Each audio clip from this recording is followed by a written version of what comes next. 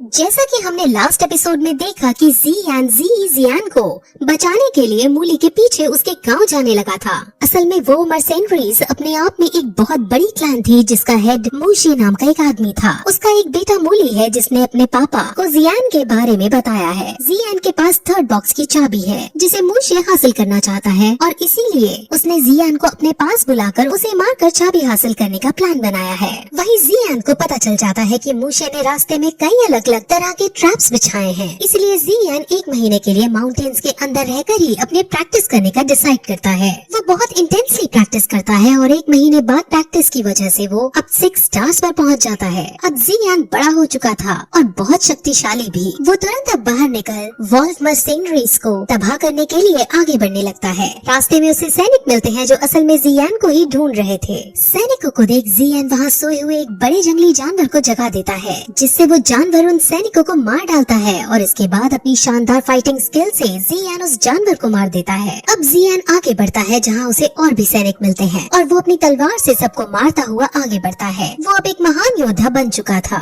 फिर एक सैनिक से वो वॉल्फ मर्सेनरीज के बारे में सारी जानकारी ले लेता है जहाँ उसे पता चलता है कि क्लैन के हेड के 3 बेटे हैं और तीनों महायोद्धा हैं। जियान अब तीनों को एक एक करके हराने का डिसाइड करता है और तीसरा बेटा जिसका नाम ही मिंग है उसके पास जाने लगता है। वही वॉल्फ मर्सेनरीज के पास ये खबर पहुंच जाती है कि जियान एक एक करके सबको मार रहा है, लेकिन वो बेफिक्र महसूस करते हैं क्योंकि ही मिंग 8 स्टार्स का वॉरियर था। उन्हें लगता है कि वो जियान को आसानी से मार देगा। वहीं ही मिंग को दिखाते हैं जो अपनी अयाशियों में मग्न हो रखा था, लेकिन तभी जियान उसके सामने आता है और वो उसको लड़ाई के लिए चुनौती देता है जिसके बाद दोनों में अब बहुत इंटेंस फाइट होने लगती है। पहले तो जियान भारी पड़ रहा था लेकिन फिर ही मिंग भी अपनी स्किल्स का यूज करता है और उसे पीटने लगता है। जियान जब हारने लगता है और जब उसकी मृत्यु होने ही वाली होती है तभी हमें एक कमेंट्री सुनाई जाती है जिसमें हमें बताया जाता है कि फाइट के अंदर कौन सा वॉरियर जीतेगा ये डिसाइड सिर्फ उसके लेवल से नहीं होता और ना ही स्ट्रेंथ से होता है। हालांकि हीमिंग की लेवल और स्ट्रेंथ ज्यादा थी लेकिन जियान ने अपने मास्टर से बहुत सारी स्किल्स और बहुत इंटेंस ट्रेनिंग की थी जिस वजह से वो दोबारा खड़ा होता है और सभी स्किल्स को कैलकुलेटिव मैनर में यूज करते हुए अब हीमिंग को मार डालता है। अब मूशी हीमिंग की डेथ सुनकर बहुत तिलमिला जाता है और वो सभी वॉरियर्स को जो 5 स्टार से ऊपर के हैं उन्हें जियान को पकड़ने के लिए भेज देता है। वहीं हमें जियान को दिखाते हैं जो लॉर्ड याओ के मेडिसिन हाउस के अंदर रह रही है। उसको भी ये खबर पहुंच जाती है कि जियान यहाँ तक आ चुका है और उसने हीमिंग को मार दिया है। जियान बहुत खुश होती है। वहीं लॉर्ड याओ अब उससे मिलने आते हैं और उसे जियान के बारे में पूछते हैं जिस पर वो सिर्फ ये कहती है कि जंगल के अंदर उसने मेरी जान बचाई थी और खजाना ढूंढने में भी मदद की थी।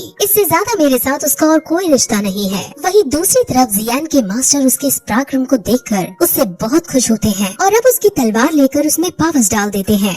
अब जियान की तलवार के अंदर ये शक्ति भी आ गई थी कि इससे एक पहाड़ी को भी बीच में से तोड़ा जा सकता था। जियान इतनी ज्यादा शक्ति को पाकर बहुत खुश होता है लेकिन उसके मास्टर कहते हैं कि इस पावर को वो एक दिन में सिर्फ एक ही बार यूज कर सकता है और अगर जियान ने इसको एक से ज्यादा बार यूज करने की कोशिश भी की तो वो बहुत ज्यादा घायल हो जाएगा। वहीं अब शाम को जियान मेडिटेट कर रहा होता है जहाँ अब उसके सामने मूली आ जाता है। वो अपनी पूरी सेना के साथ आया था और सबके सब एक साथ उस पर तीर चलाते हैं। जियान तलवार से सबके तीरों को काटता हुआ आगे बढ़ता है और फिर उनसे दूर भागने लगता है, लेकिन आगे जाने पर वहाँ एक खाई नजर आती है। दैट मीन्स जियान अब और आगे नहीं जा सकता था। अब मूली के साथ साथ वहाँ मूशे भी आ जाता है और अब जियान मूशे के सामने उसे चिढ़ा कर उस थर्ड बॉक्स की चाबी को डिस्ट्रॉय कर देता है। मूशे बहुत ज्यादा गुस्से में आ जाता है। अब मूशे जियान से लड़ने लगता है। मूशे क्लैन का सबसे बड़ा और सबसे खतरनाक योद्धा था जिसे जियान जीत नहीं पा रहा था और वो बुरी तरह हार रहा था। जियान अब मरने की कगार पर आ गया था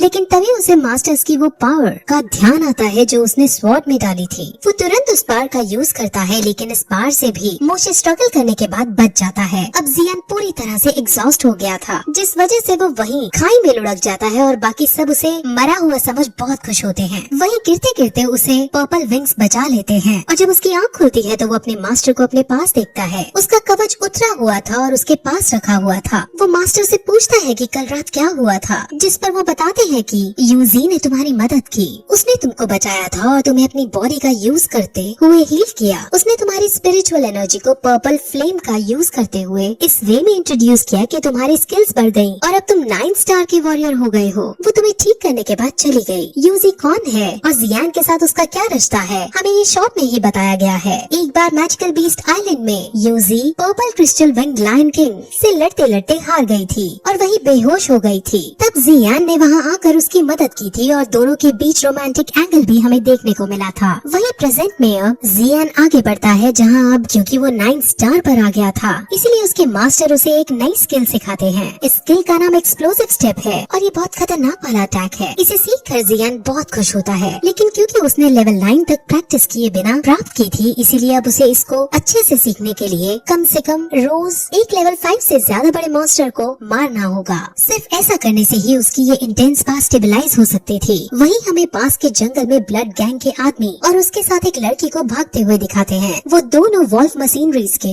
आदमियों से डर कर भाग रहे थे। वो आदमी उस लड़की का शिकार करना चाहते थे, लेकिन अब वो और ज्यादा नहीं भाग सकती थी, इसलिए थकान के मारे वो वहीं रुक जाती है। लेकिन अब वही जियान उसके सामने आता है और ब्लड गैंग का वो आदमी उसे खतरा जान उसे यहाँ से जाने के लिए कहता है, लेकिन जियान उनकी मदद करना चाहता था। अब वहाँ वॉल्फ मशीनरीज के आदमी भी हैं और उनमें उनको लीड करता हुआ गैनमू भी वहाँ आता है। जियान एक्सप्लोसिव स्टेप का यूज करते हुए उन सब से लड़ने लगता है और बड़ी आसानी से उन सबको मारकर गैनमू के पास जाता है। वो उसको मारने ही वाला होता है कि तभी गैनमू कहता है कि मैं जियान की कंडीशन के बारे में जानता हूँ। अब जियान रुक जाता है, जिस पर गैनमू कहता है कि जियान इस वक्त लॉर्ड याओ के घर में है। असल में मूशे ने ये खबर फैला दी है कि जियान पॉइजनस एक्सपर्ट है और उसके पास पॉइजनस बुक ऑफ 7 कलर्स है जिसे सब हासिल करना चाहते हैं। यानी अब सब जियान के पीछे पड़ने वाले हैं और उसकी जान को खतरा है। जियान ये सब सोच ही रहा होता है कि तभी गैनमू को वहाँ से उठने का मौका मिल जाता है और वो तुरंत लिंगर को पकड़ने उसके पीछे दौड़ता है। जियान अब इस बार रहम न करते हुए अपनी तलवार से गैनमू को मार डालता है और अब वो जियान के पास जाने का डिसाइड करता है। वहीं जियान रात में ट्रैवल करते हुए जियान के पास पहुंच जाता है। जियान उसको देखकर बहुत खुश होती है। जियान उसको अपने साथ भगा कर ले जाना चाहता था, लेकिन अगर वो ऐसा करता तो मूशे विलेजर्स को तंग करने लगता है और मुझे यहाँ आने के लिए ब्लैकमेल करने लगता, इसलिए वो ऐसा नहीं करती। उन दोनों के बीच में हमें थोड़ा रोमांटिक एंगल भी दिखाते हैं। जियान को चाय पिलाती है, जिसके बाद जब वो बातें करने ही वाले होते हैं कि तभी वहाँ लॉर्ड याओ आ जाते हैं और वो पहचान जाते हैं कि ये जियान है। असल में लॉर्ड याओ अच्छा आदमी नहीं था और वो पॉइजनस बुक ऑफ 7 कलर्स प्राप्त करना चाहता था। वही लॉर्ड याओ के साथ उसके आदमी भी थे, जिनमें से एक मूशे का गुप्तचर था। वो गुप्तचर सीधे मूशे के पास जाकर जियान की खबर दे देता है। वही लॉर्ड याओ जब उन दोनों को वहाँ से नहीं जाने देते तब जियान उसे मारने के लिए आगे बढ़ता है, लेकिन लॉर्ड याओ इतना पागल भी नहीं था। उसने पहले ही जब वो यहाँ आया था एक तरह का जहर छोड़ दिया था, जिससे जियान लड़ तो बिल्कुल नहीं पाता। लेकिन जियान फिर कहती है कि मुझे तुम्हारी इस प्लानिंग के बारे में पहले ही पता था, जिस वजह से मैंने चाय के अंदर एंटीडोट मिलाकर जियान को पिला दिया था।